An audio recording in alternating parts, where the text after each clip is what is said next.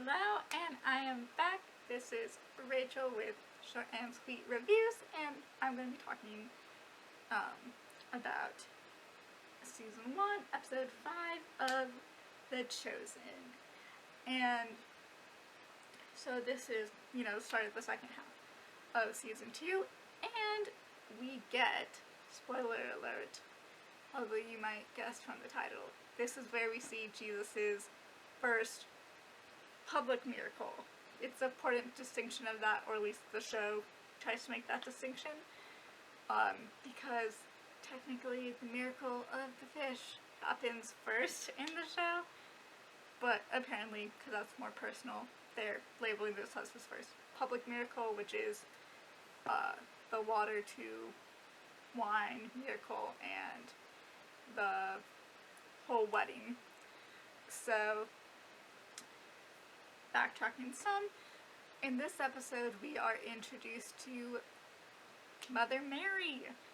At least the older version of her, if you count the shepherd as chosen Ken, but this is the first time we see in the official chosen Mother Mary. And I like how we start off meeting her with Jesus being lost when he's 12, I think. So, and with the introduction of Jesus' mother and just this episode in general, it kind of shows the human side of Jesus, given that he was fully human but did not sin. And it kind of plays into that with his whole being about a teenager section at the beginning. And also just him having fun, going to a wedding, and back then weddings were a huge, big party, and his relationship with his mother and growing relationships with the disciples. And here is where we also get introduced to Thomas, and not so much now, but definitely a little bit later on. I think sort of in this episode, if I remember. They have some light parallels between Thomas and Matthew, which is they're both kind of very analytical, trying to make sure things are in order and liking things to be done a specific way. So that's definitely interesting, and I wonder how that will kind of pay off as the story continues. And I really like how it goes into the disciples. I guess I didn't fully remember or realize that it does this even starting in season 1, because it touches this on season 2, spoiler alert.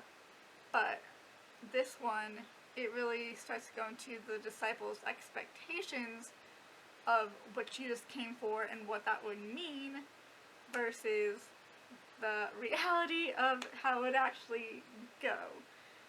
They're invited to this wedding, and I think Simon is oh, there's a whole bunch of people, this is a great opportunity to kind of bring over people to our cause, and it's just no, I'm just here to support a friend on their wedding day. Oh, okay, sorry,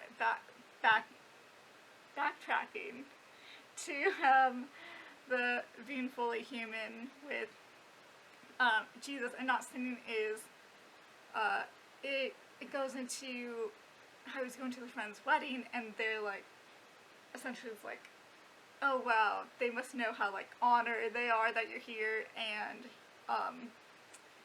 Jesus is I don't know how honored they feel. I'm just the clumsy kid that scraped in me or something like that. It's just a very human childhood thing that would happen. It's it's not sinful to you know, be clumsy or have some flaws there.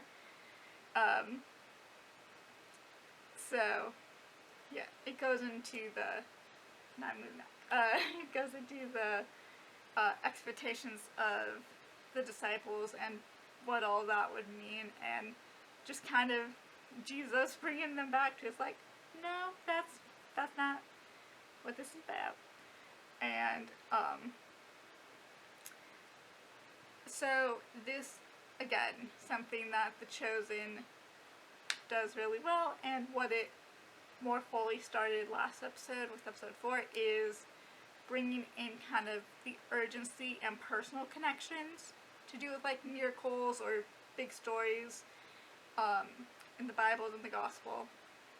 And it does that with the water to wine miracle.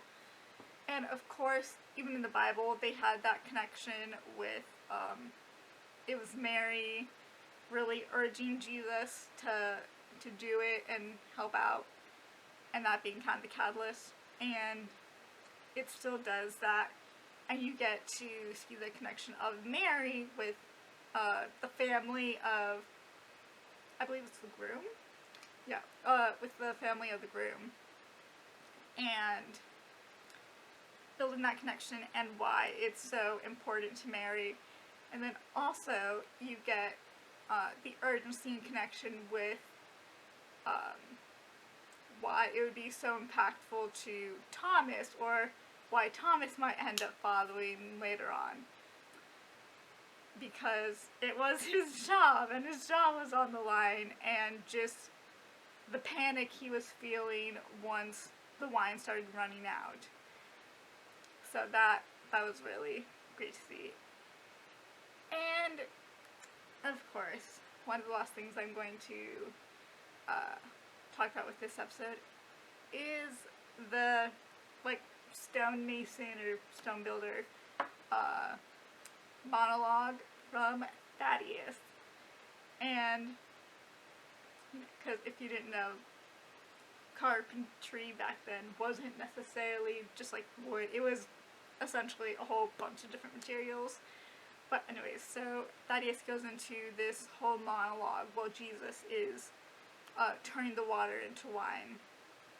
And it kind of really helps build why this first public miracle was so important, and just that it was a time of no return. It's like, once this happens, Jesus is out there. His ministry fully starts, and there's no going back with that. And the positive and negative that will come with that, or at least the negative attention that can come with that. And that really just goes to Rad Thad's, as they say, reputation. Because just, Thaddeus isn't a huge main character. Of course, you know, he's part of the core 12. But as far as, like, screen time and all that, he's not, like, a huge character in comparison to some others. And he can kind of, like, be in the background some. But, like, when he says those lines, like, when he speaks, he definitely lives up to the reputation of Rad Thad. It's just like it's almost like one of those people where it's like they might not say much, but when they speak, you better listen. And that was great. What? I think it's in season 2. Yeah, in season 2 he has another great line that we'll hopefully get to once we get to season 2. Alright, that is it for now. See you later.